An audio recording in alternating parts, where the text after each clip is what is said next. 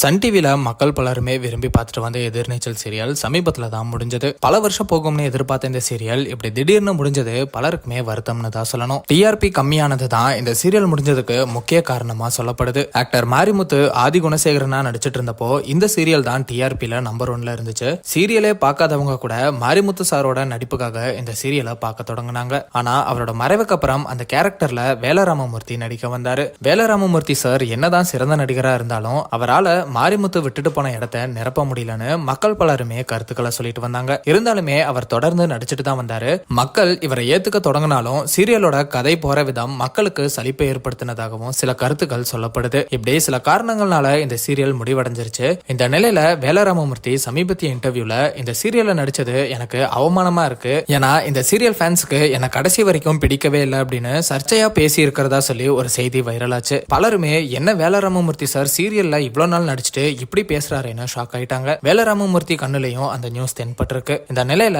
அவரே இதுக்கு விளக்கம் கொடுத்திருக்காரு. அவர் என்ன சொல்லியிருக்காருன்னா, எப்பா டே இது எவன் பார்த்த வேலைடா, இப்படி ஒரு பேட்டியை நான் கொடுக்கவே இல்லை. எதிர்நீச்சல் தான் என்ன உலக தமிழர்கள் எல்லார்கிட்டையும் கொண்டு போய் சேர்த்துச்சு. அதுல நான் மனப்பூர்வமா பங்காற்றினேன் அப்படிங்கிறது தான் உண்மை. தயவு செஞ்சு இந்த மாதிரி பொய்யான தகவலை யாரும் நம்பாதீங்க. நான் அப்படியெல்லாம் இன்டர்வியூ கொடுக்கவே இல்லை, இதெல்லாம் வதந்தி அப்படின்னு விளக்கம் கொடுத்திருக்காரு.